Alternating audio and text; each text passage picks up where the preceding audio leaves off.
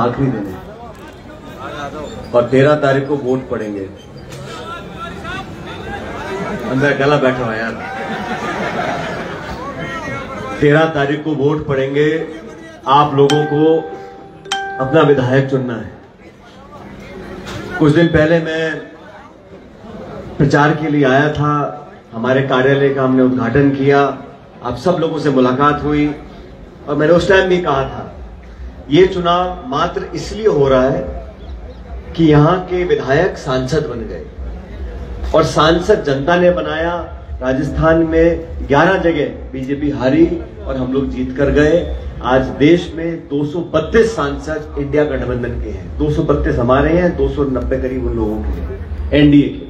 ये जो बदलाव आया है ये जनता लेके आई।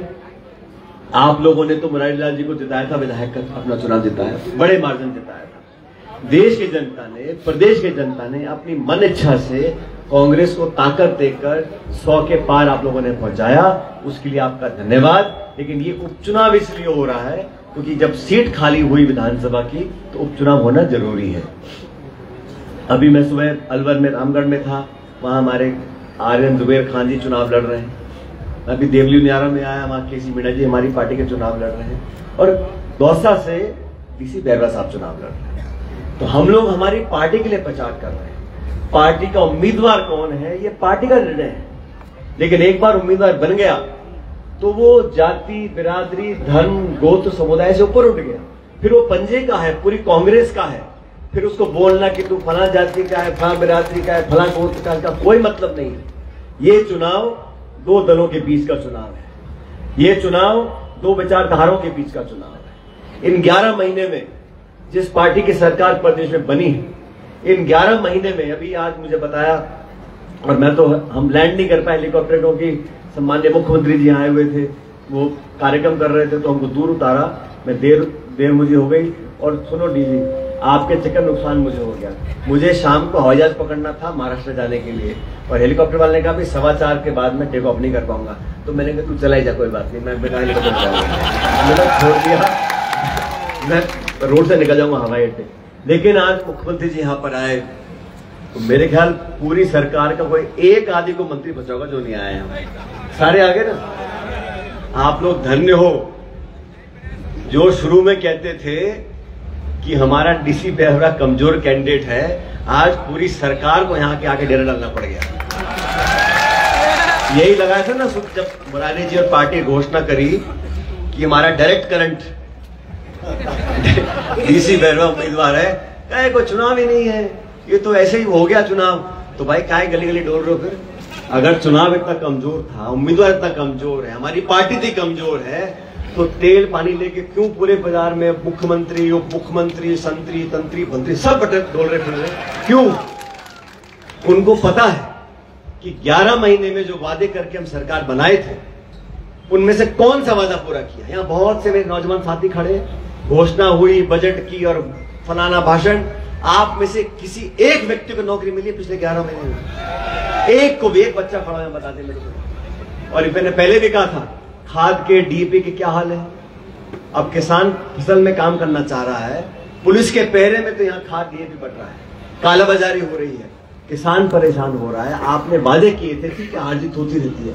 सरकार जब भाजपा की बन गई, ऐसा आपने 11 महीने में क्या किया है जिसके दम पे आप वोट मांग रहे हो अपने पक्ष में? और आपने अगर इतना अच्छा काम किया था, आपने साल भर में जनता का मन जीत लिया था, तो फिर झोली फैलाए क्यों भटकते फिर रहे पूरे प्रदेश के अंदर, पूरे जिले के अंदर? अगर इतना बढ़िया काम किया था तो जनता क्या वोट डालेगी आपको? काम तो बोलता है ना। ये मनोहरपुर से दौसा की जो हाईवे है ये अपने आप बनी है क्या? ये 60 किलोमीटर के स्वर के 5 साल में बनाई थी रोड, आज जुड़ गया हमारा जयपुर से। मोरे नदी पुलिया बनी है। जो काम है अपने आप बोलते हैं। अब घोषणा करते रहो ईआरसीपी कराएंगे। अरे भाई आप सरकार में रह लिए, 11 महीने आपको हो गए, वो एमओयू दिखा दो मेरे को जो आपने बनाया है मध्य प्रदेश की सरकार के साथ। किसी को नहीं पता साथियों वो एमओयू में लिखा क्या है। जब समझौते की कॉपी किसी के पास नहीं है, आप ताली बजवाते फिर रहे हो, हमारा का मध्य प्रदेश को देके आ गए हो और यहाँ के वोट मांग रहे हो। मैं चैलेंज करता हूं सरकार को, अभी भी समय चुनाव का 2 दिन बाद वोट पड़ेंगे। आप ईआरसीपी का समझौता, उसका जो एमओयू है उसको छपाओ अखबार के अंदर, जनता को पता पड़े आपने कितना पानी अपने रखा है, कितना आपने दे दिया।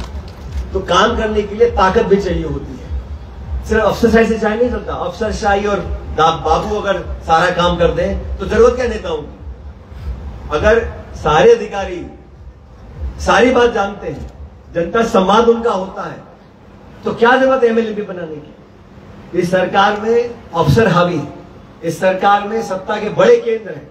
कोई किसी को ब्लैकमेल कर रहा है, कोई किसी को धमकी दे रहा है, कोई वक्तव्य दे रहा है, कोई भाषण दे रहा है, संगठन कुछ बोल रहा है, सरकार कुछ बोल रही है। इसलिए मैं कहता हूं 11 महीने की सरकार का काम देख लो और दोनों पार्टियों को आप देखो। आज राहुल गांधी जी पूरे देश में घूम रहे हैं। मुझे मौका मिला, मैं झारखंड, महाराष्ट्र, मध्य प्रदेश, छत्तीसगढ़, कल मैं केरला में था जहां से प्रियंका गांधी चुनाव लड़ रही है। मैं वायनाड गया था प्रचार करने के लिए। वहां के कार्यकर्ताओं ने मुझे कहा कि सचिन पायलट जी, यहाँ के चुनाव में हमारी एक ही चुनौती है। मैंने कहा क्या? कहते हैं जो जीत का मार्जिन है प्रियंका जी का, वो 5 लाख से पार जाएगा कि नहीं जाएगा। 5 लाख से प्रियंका गांधी चुनाव जीत रही है पूरे देश में। झारखंड में, महाराष्ट्र में इंडिया गठबंधन की सरकार बनने जा रही है। यहाँ आज दौसा में कल आखिरी दिन प्रचार का है। आज मुरारी जी बोल रहे थे, प्रताप सिंह खाचरियावास जी जो जयपुर से आए और हमेशा की तरह अपना दमदार भाषण दिया। हम सब आपसे कहना चाहते हैं, जिन मुद्दों को लेकर बीजेपी कांग्रेस आमने सामने है, बड़े स्पष्ट है। और जो लोग ये बोलते हैं कि संविधान से खिलवाड़ नहीं किया, मैं उन लोगों को बताना चाहता हूं, संविधान से खिलवाड़ आप कर नहीं पाए। आपके 400 पार हुए नहीं, इसलिए आप नहीं कर पाए। इस संविधान की बदौलत जहां पर आरक्षण दे रखा है एससी एसटी को, गरीबों को, पिछड़ों को, उसके साथ आप छेड़छाड़ करना चाहते थे। आप 400 पार क्यों चाहते थे? जब 272 पे सरकार बन जाती है, आपको 400 सांसद चाहिए क्यों थे? वो तो धन्य हो देश की जनता का कि ये बहुमत मिला नहीं। मिल जाता तो इनका 7 में आसमान पहुंच जाता। और मन है जो करते, मुख्यमंत्री को जेल में डाल रहे हैं, इनकम टैक्स, ईडी, सीबीआई, मर्जी किसी पर छोड़ रहे हो, बदनाम लोगों को कर रहे हो, चरित्र हनन लोगों का कर रहे हो। बड़ी मछली पकड़ेंगे। 11 महीने हो गए, कौन सा मगरमच्छ पकड़ लिया? पेपर लीक के बारे में बोलते थे, 11 महीने हो गए। अरे हम बोलते थे सरकार किसी की भी हो, मजबूती से बात रखना चाहिए। नौजवानों का अगर भविष्य खराब होगा तो खुल के बोलना चाहिए। मैं बोलता था, बाकी लोग बोलते थे। आज नहीं बोल रहे, आज नहीं बोल रहे। अब तो सत्ता का समर्थन चाहिए, ट्रांसफर पोस्टिंग चाहिए, पुलिस प्रशासन चाहिए, सरकार का दबाव चाहिए चुनाव जीतने के लिए। लेकिन ये चुनाव निष्पक्ष होना चाहिए। आप मन से सोच के देखो, कौन से दल, कौन से लोग, कौन से नेता, कौन सी पार्टी, कौन सा विचारधारा हमारे भविष्य से बनी हुई है। सभी को साथ लेकर चलना पड़ेगा। और चुनाव, जैसे मैंने पहले कहा, ये तो समाज का चुनाव नहीं है। 2 पार्टियां चुनाव लड़ रही है भाई, 2 पार्टियां चुनाव लड़ रही हैं और आपको चुनना पड़ेगा। और मैं आपसे आज वोट मांगने के लिए आया हूं कांग्रेस पार्टी के लिए। जहां जहां हम जाते हैं, मैं दिल्ली नियारा में गया, वहां हमारे कांग्रेस कैंडिडेट केसी मीणा जी, मैं ताल ठोक के उनके लिए वोट मांग के आया हूं, क्योंकि मेरी पार्टी के वो उम्मीदवार हैं। मैं कहता हूं जो भाजपा के नेता हैं, जाके वोट मांगने से अपने उम्मीदवारों के लिए। दिल्ली नियारा कोई नहीं आ रहा वोट मांगने भाजपा के लिए। तो ये चुनाव विचारधारा का चुनाव होना चाहिए। ये चुनाव वैचारिक है। ये चुनाव आने वाले 4 साल तक कौन आपके लिए काम कर सकेगा, इस बात का चुनाव है। अब इतने, मैं अखबार देखता रहता हूं, बड़े बड़े मंत्री यहां पर आ रहे हैं, सारी बातें बोल रहे हैं, हम बिजली दे देंगे, सड़क दे देंगे, पानी दे देंगे, ये कर देंगे। अरे आपको पिछले 11 महीने से किसने रोका हुआ था? ये दौसा तो रास्ते में पड़ता है ना। कितने मंत्री यहां पर आए, कितनी बार मुख्यमंत्री यहां पर आए।